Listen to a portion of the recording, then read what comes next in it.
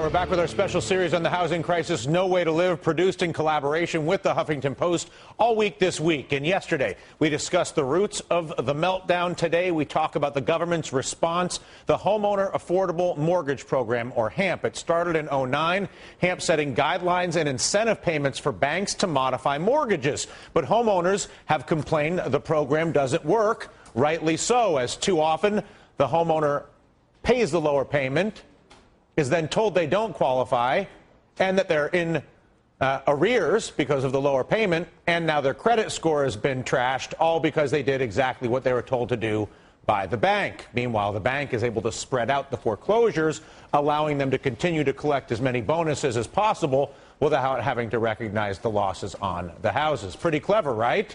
Officials said HAMP was supposed to help 3 to 4 million homeowners. It's quite clear the program has not done anything other than support the banks as they look to distribute how they foreclose by extending people in this manipulative program. And with us now are a couple who went through HAMP and then foreclosure, Bea and Terry Garwood. We're also joined by Huffington Post reporter Arthur Delaney. Bea, tell us your experience. Hi there. My experience is I first contacted Chase in April 2009. And they told me I was a perfect candidate for their new program, that they were just starting the modifications. Sent all my paperwork, was contacted in June, and said that I qualified for the program for a 60 to 90-day trial. Made all the monthly trial payments. The payments went past the 90 days. We made trial payments until March of 2010, only to get a letter on March 19th stating we did not qualify and we owed all this money in the rears. Basically the exact scam that I just described, Arthur.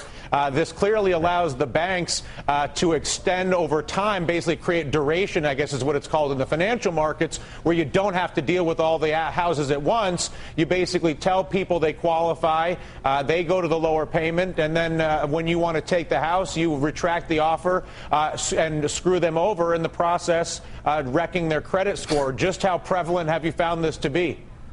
Well, what's amazing about Bea and Terry Garwood's story is that it's not all that uncommon. The federal auditors of the program have said repeatedly that this is something that can actually happen. Either you'll waste money trying to go after this trial modification that'll never happen, or in the worst case scenario, you weren't even seriously delinquent in the first place. Then, as a result of making these payments for a long period of time, you're totally delinquent and you're losing your house. Again, Bea and Terry Garwood's story featured today prominently in Arthur's coverage on the Huffington Post in their impact section. I want to keep you guys with me. I want to bring in Senator Jeff Merkley of Oregon. Senator Merkley, I should make very clear, not only has a proposal to deal with this, but has been aggressive over the past few years in trying to prevent this from happening. And Senator, we are glad to have you here. How thoroughly do you feel that the American government understands how the banks are doing what they're doing to people like Bea and Terry Garwood? I'm not sure the administration has a real grip on it. I was encouraging President Obama to address the wave of foreclosures and the failures in the HAMP program in his State of the Union, and to lay out a renewed effort to assist our families facing foreclosure. We didn't hear that in the State of the Union, and we haven't heard a kind of an aggressive understanding of the problems in the program, and that we can do much more, not just to fix the HAMP program by ending the dual track, by creating a single point of contact, but we can do a lot more between the moment of families in trouble and foreclosure to try to have a win-win that keeps families in their homes, keeps children in the schools, and stabilizes our communities. Yeah. One of the more cynical interpretations of what's going on here, however, is that HAMP is working, except it's working for the banks as it was designed to do, that the banks didn't want to have to foreclose on a bunch of houses at once, that this allows them to effectively mislead people like Bea and Terry Garwood into lower payments, so that then the bank can come back 6, 9, or 12 months later, as Josh Rosner has suggested in his research, take the house and distribute, if you will, the risk, so that the banks can continue to collect their bonuses while spreading the foreclosures over multiple quarters. Listen, the story you're describing, the Garwood's experience, is very common. I just met with a group of families out in Oregon.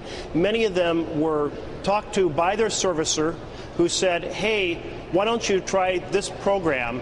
and they hadn't yet failed to make any payments. So the program was suggested, they were told they were good candidates, and then fees started to pile up, so the servicer starts to make a lot of money off fees, but they don't make when a family is making their payments.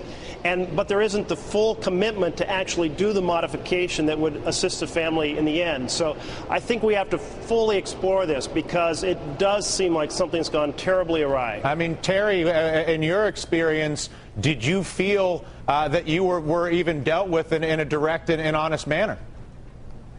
No, I don't. I didn't at all.